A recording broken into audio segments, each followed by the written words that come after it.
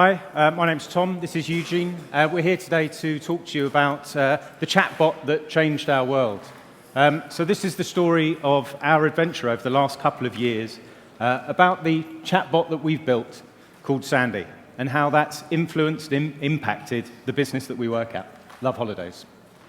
So lots of you probably aren't familiar with the company Loveholidays. So just to give you a little bit of context, we are an online travel agent specializing in beach holidays, hence the name Sandy for our chatbot. We were founded in 2012. And since then, we've seen significant growth year on year. Prior to the pandemic, we were recognized as the fastest growing privately owned company in the UK. And that's across any sector, not just travel. In 2019, we sent over 1 million passengers on holiday, which places us about fourth largest travel agent in the UK, which is impressive from our point of view, as we don't own any airplanes at all. Our largest competitors both have airlines. Obviously, the pandemic had a massive effect on the travel industry.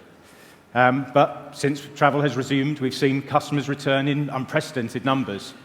And now travel is back. So is our growth. It's back on track, and so is the company's ambition to expand.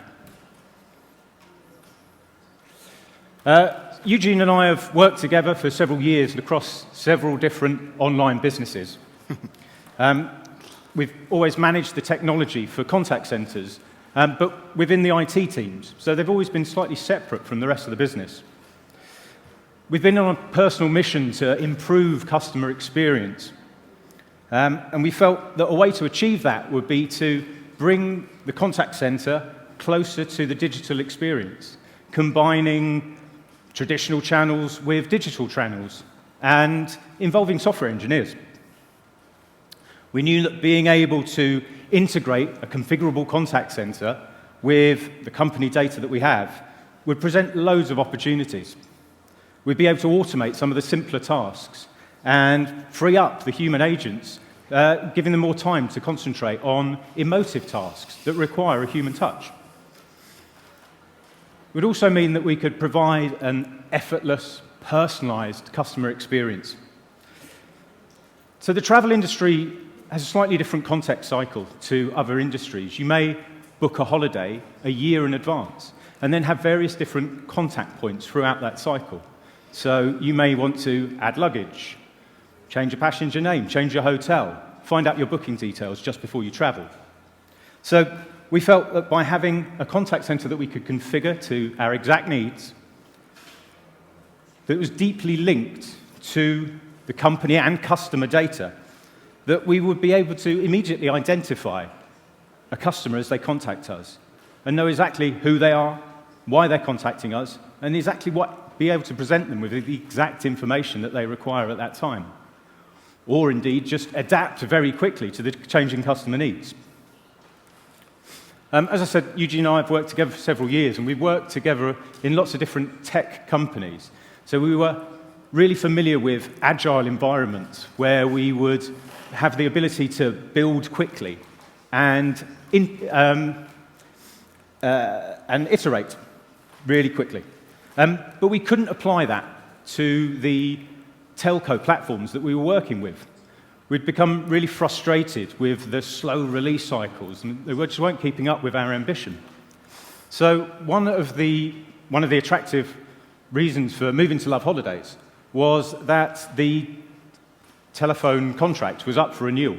So it presented an opportunity for us to put some of our ideas and our mission into practice. Okay, thank you for that, Tom.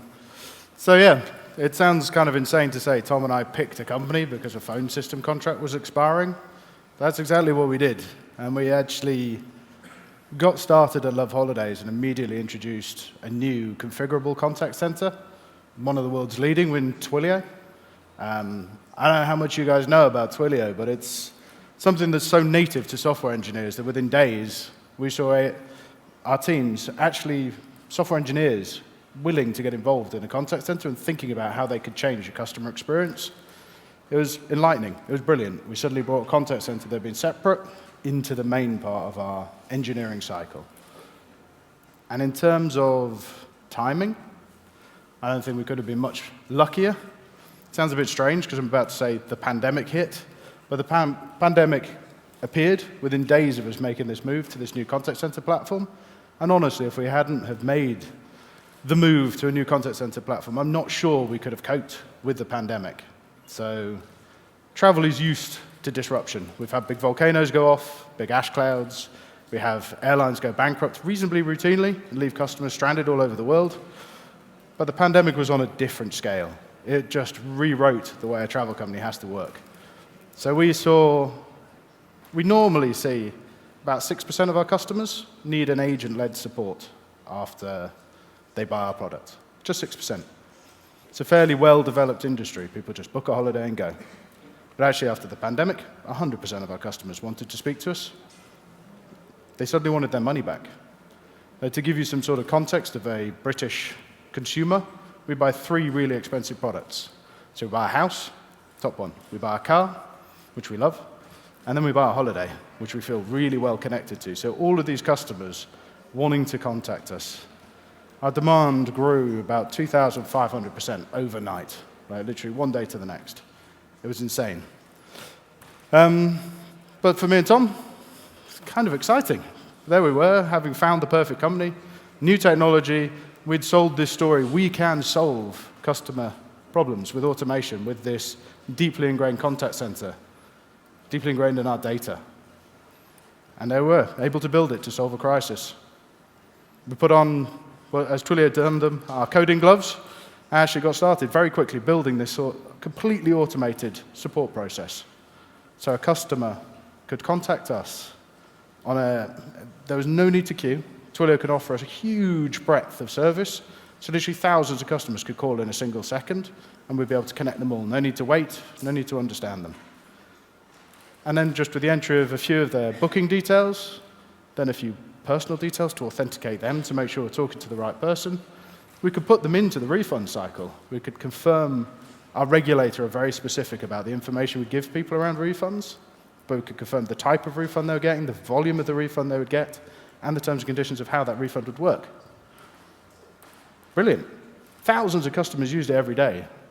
250,000 customers used it during its life. And it was genuinely effortless. 3 minutes. 3 minutes from start to finish. No need to queue to get your refund. Me and Tom were pretty proud, has to be said. We're in our first 100 days in a new company. We feel like we've achieved a lot of what we told people we would achieve, and it was worth hiring us to do. But then it started to go a bit wrong. We started to see customers come back. Customers that had been through this process were returning. Something was wrong. Something was missing. And it's interesting. They just weren't reassured enough. It was almost like we'd made it too easy, too clinical. Didn't feel right. Third biggest thing they were buying in their lives, 3 minutes to confirm that they'd get all their money back with no hassle. So we looked at it for quite a while, and we realized the bit that was missing was kind of that human touch, that reassurance, that promise of their money. So we did what I think tech people the world over will do. We didn't answer the problem with a genuine human touch. We built a bot, a conversational bot. So Tom and I, in a previous role, had very minimal experience of working with the Google Dialogflow platform, which is an AI platform that allows you, you've heard previously, break down conversations so you can understand the language people use. It sounded perfect, right? We wanted an automation that could talk to a human, add that personal touch.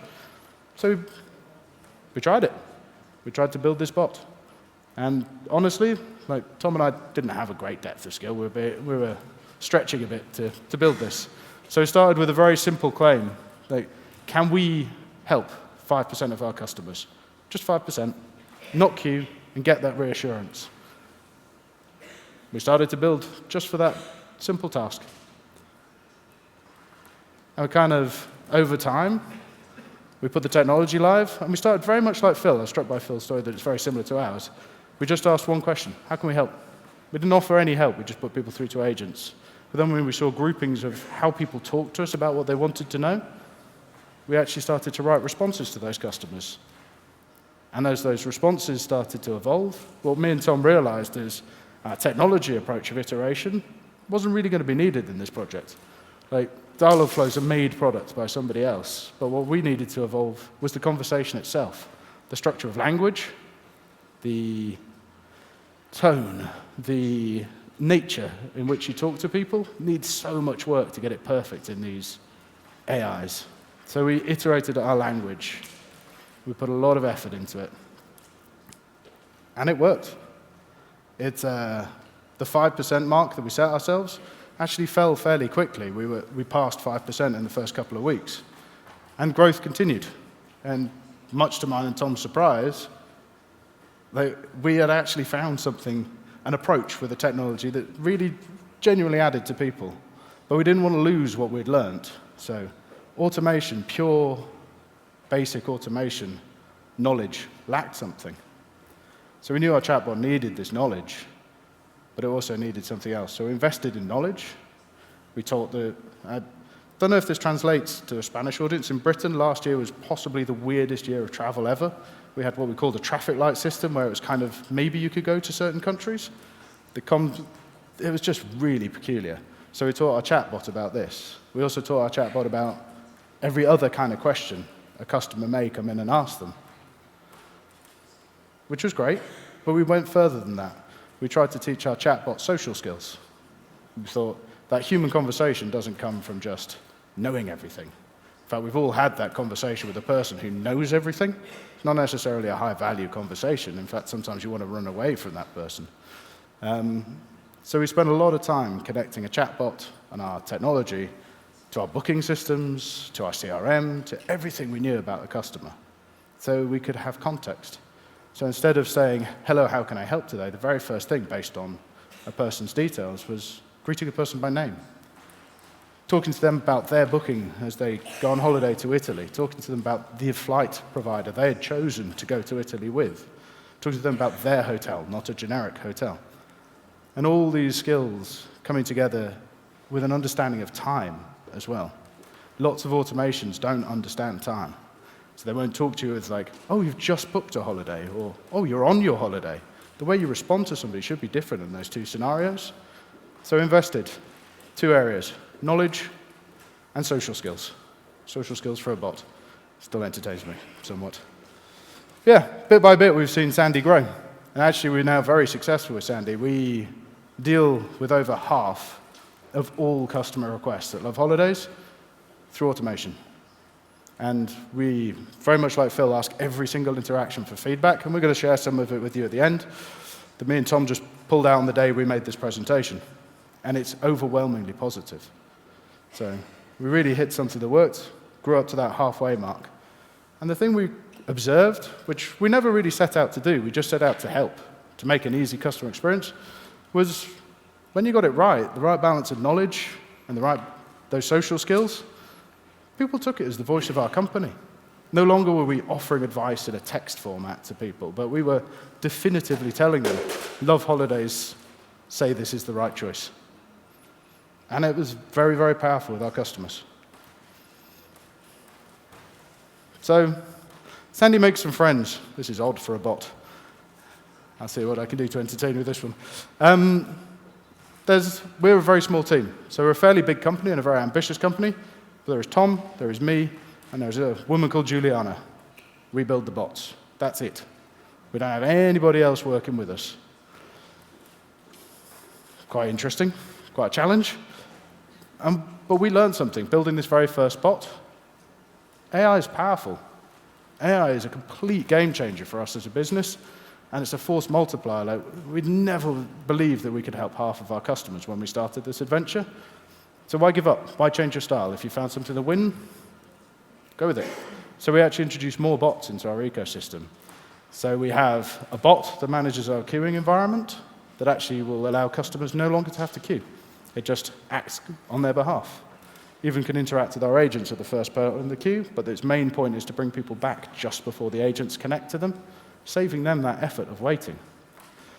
But we've gone further. We actually have introduced a bot based on a technology called GPT-3, which watches the conversation our bots are having with customers. Every single conversation is now watched and monitored.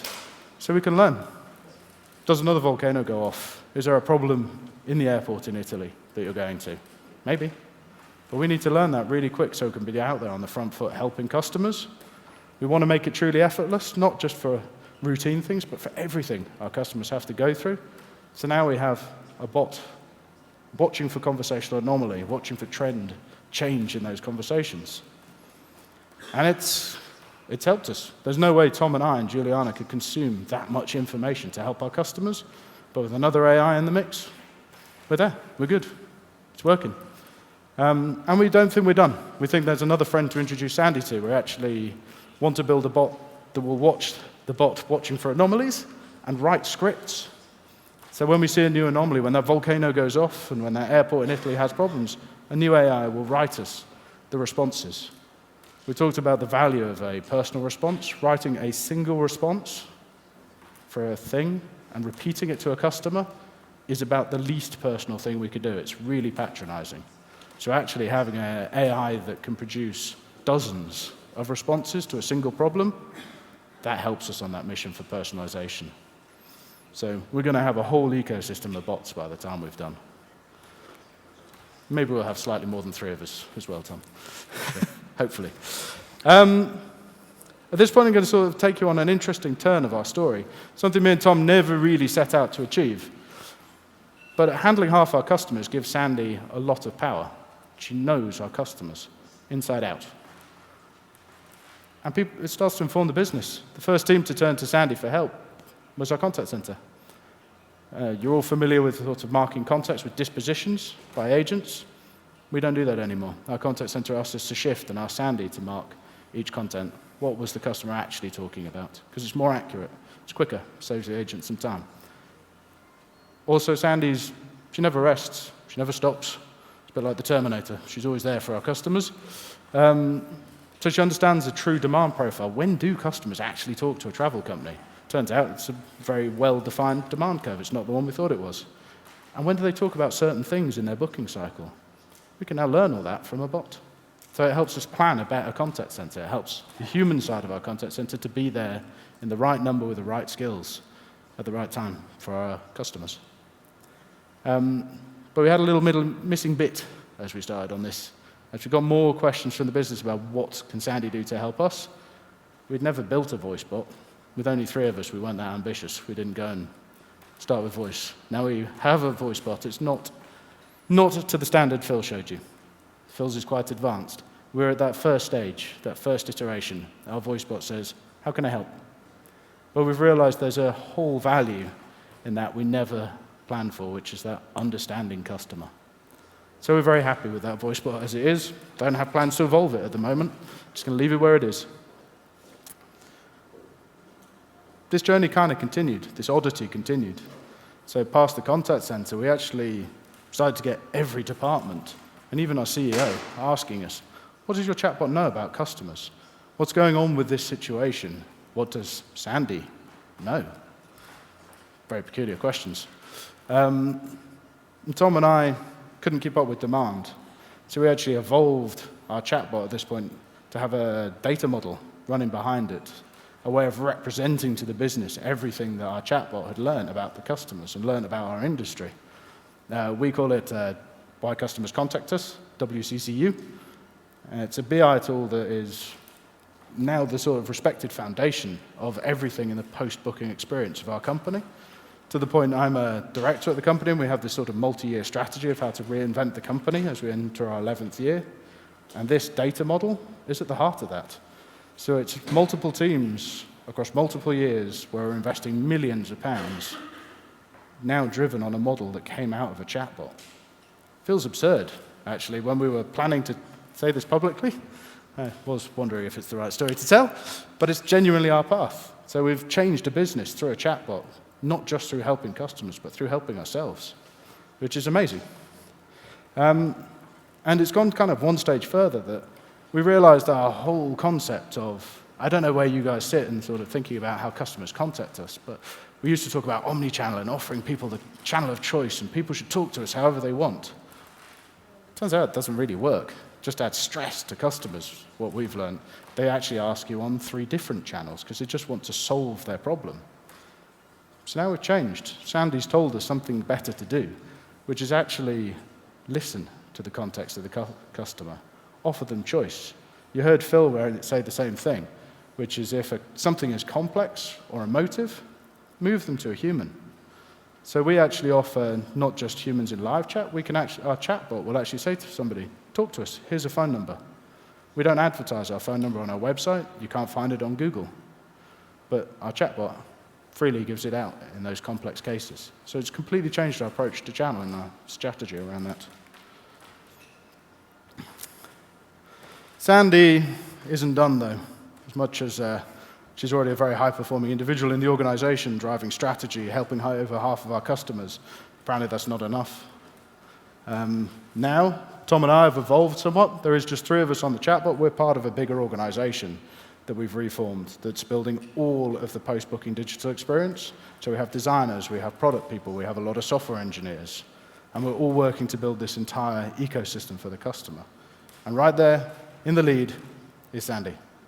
So we actually went and hired ourselves a design company to get us accelerated on this journey. The very first thing we asked them to do was, can you make flying a better experience with Loveholidays? Help customers with a better digital experience. And do you know who they spent their first week working with? Wasn't Tom, wasn't me, it was Sandy. They actually said, we want to go through and understand everything that's come out of your data model, because that is the customer. As you communicate with over half your customers through this platform, it's the jobs to be done list. It's the representation of everything your customer needs. And to my amazement, they came back and said, okay, for this level of investment, this amount of work, we can solve 13% of your customers' issues. Based on a chatbot. So something I would genuinely never have expected when we started this adventure 2 years ago. So, interesting evolution. What else is interesting? I'm a little over time, so I'm going to cut a few bits out. But the one thing I would sort of call out that is really interesting is having a chatbot is fantastic. And me and Tom are really proud of half of our customers, honestly, being supported by a chatbot. But actually, some of it's a failure. Like, we have gone from running around the business going, woo, we're heroes, we saved everything, it's awesome, to realizing that what our chatbot is doing is holding us, the humans of the business, to account about the experience we're creating for customers. Our UI quite often isn't good enough. That digital experience isn't good enough. So people end up talking to a chatbot about it. That's effort. Our UI is poor enough in some places, and I'm sure all of ours are, that people would want to talk to a bot to get the same information. So some things, not everything Sandy's doing, are indications of failure of us as a business. So it can really help change us. Now we're not going to deprioritize our project on bots and go all in for building a better UI, because I think this journey continues with building. We deal with some really complex things, like people wanting to take family members on different days of the week to their same hotel and then move later to a different one. That's where our chatbots will kick into those really complicated tasks. And I'm sure we'll keep about half of all of our contacts handled through a chatbot, but they should be the complex tasks, not failures of UI. So it's an interesting journey. As I'm over time, I'd like to sort of summarize it. I think this would actually be better drawn as a wheel, because it's a flywheel effect, but we submitted the slides. So what we actually got is that we wanted an automation, but actually we had to turn to an AI-led natural language platform because it created personalization. And that personalization was hugely powerful because it drove our engagement. It's fantastic. Engagement drives this high handle rate over half our customers. I kind of put under here a couple of points. You haven't heard me and Tom talk about money anywhere through this apart from investment of millions. But this saves us a lot of money as a business. 250,000 contacts have been handled completely automatically by Sandy. No need for a human. Obviously saves money. And actually, if we turn Sandy off, we'd need 80 to 90 additional agents every single day helping, just to support the same number of customers. So there's benefits to us as a business. But sort of continuing this flywheel story, that extremely high engagement actually gives us just a wealth of insight. Like, we understand our customer. Previously, we've done surveys of like 3,000 customers, 5,000 customers. That's nothing by comparison of what our chatbot deals with. So that insane wealth of information we now have on the customer gives us the ability to not only think about making an effortless customer experience, but it allows us to completely transform, disrupt everything the business has ever done, and reinvent it in the way the customer actually wants it to be. So that's us. I hope there's some things of interest in there. I hope there's some learnings for you all. But if you want to talk to us, me and Tom will be hanging around, and we do love to talk about what we're doing. So hopefully we'll talk to some of you later. Thanks a lot.